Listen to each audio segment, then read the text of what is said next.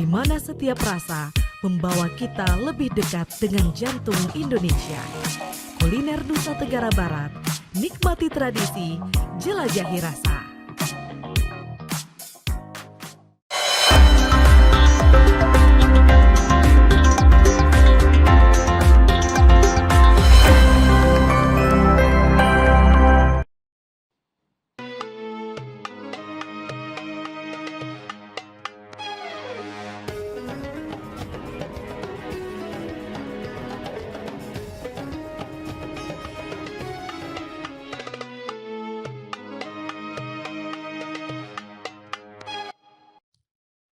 أعوذ بالله من الشيطان الرجيم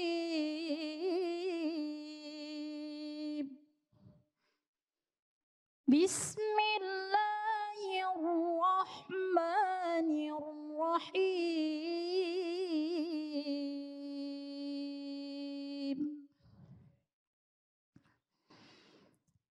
إن الذين قالوا ربنا الله ثم استقاموا تتنزل عليهم الملائكة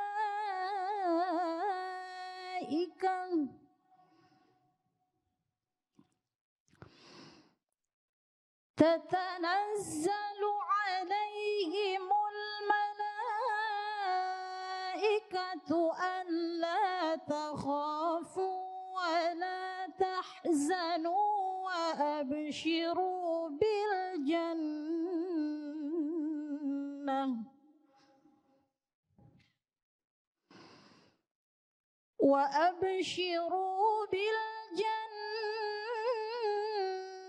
التي كنتم توعدون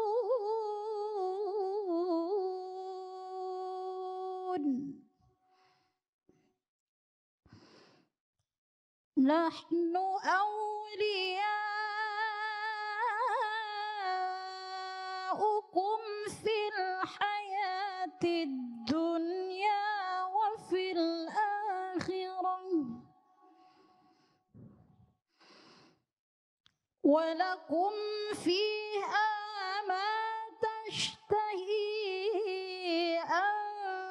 أنفسكم ولكم فيها ما تدعون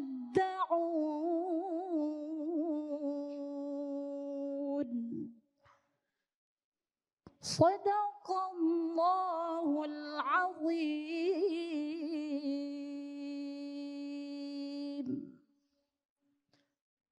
Aku berlindung kepada Allah dari godaan syaitan dengan yang maha pengasih lagi maha penyayang. Sesungguhnya orang-orang yang berkata Tuhan kami adalah Allah, kemudian mereka meneguhkan pendirian mereka, maka malaikat-malaikat akan turun kepada mereka dengan berkata, janganlah kamu merasa takut dan janganlah kamu bersedih hati dan bergembiralah kamu dengan memperoleh surga yang telah dijanjikan kepadamu. Kamilah pelindung-pelindungmu dalam kehidupan dunia dan akhirat. Di dalam surga, kamu memperoleh apa yang kamu inginkan dan apa yang kamu minta. Maha benar Allah dengan segala firman-Nya. Bismillahirrahmanirrahim. Assalamualaikum warahmatullahi wabarakatuh. Alhamdulillahirabbil alamin. Assalatu wassalamu ala asrafil anbiya'i wal mursalin wa ala ahlihi wa sahbihi ajma'in amma ba'du. Pemirsa TVRI Nusa Tenggara Barat dimanapun Anda berada, senang sekali saya Ispi kembali menjumpai Anda.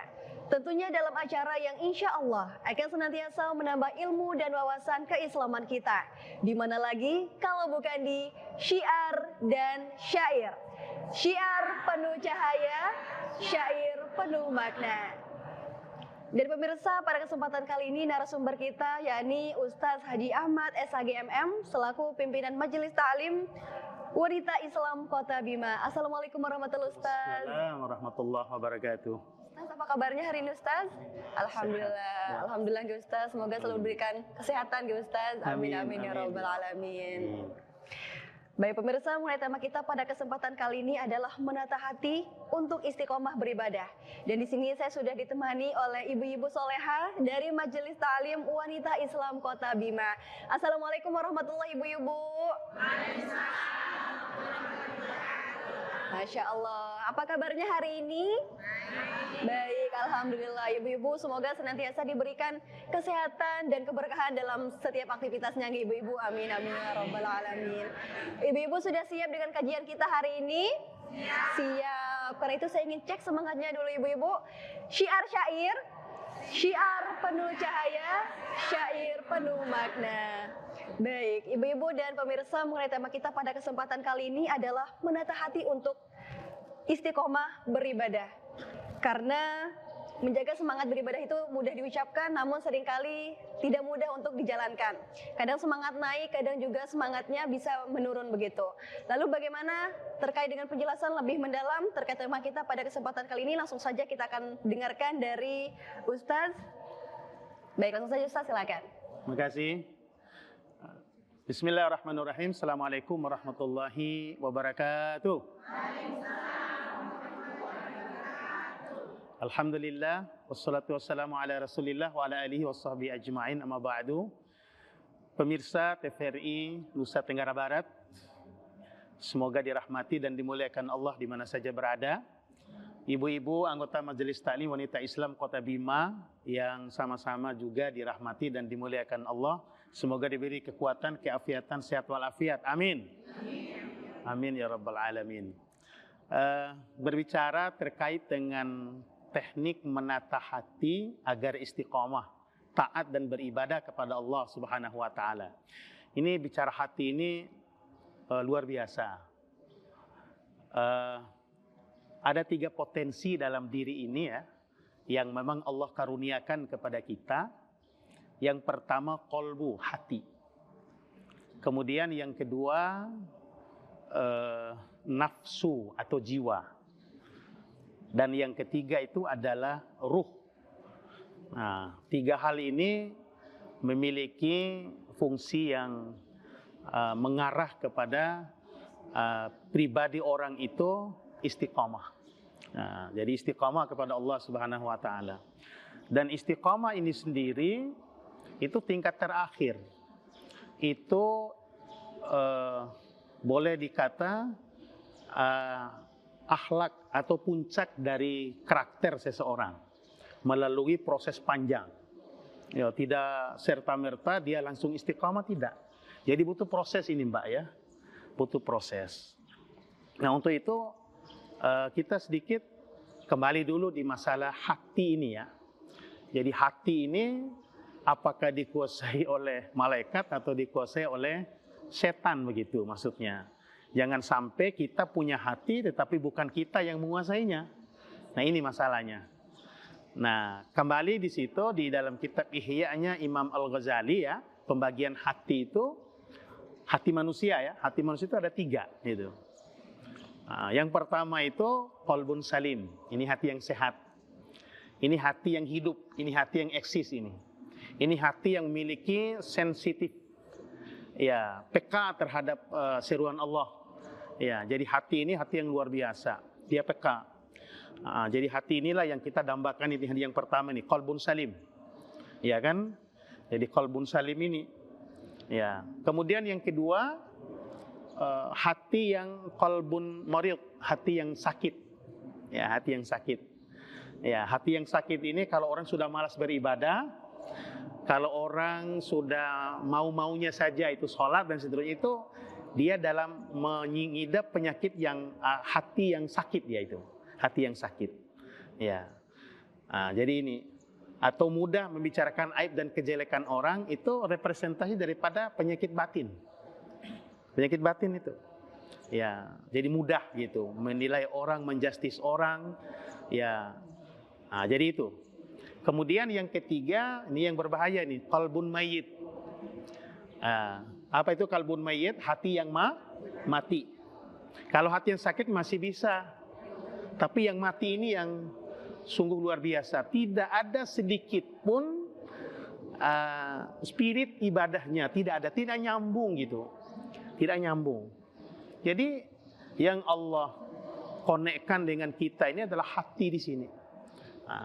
Jadi fungsi yang pertama itu hati itu apa? Di situ letaknya niat.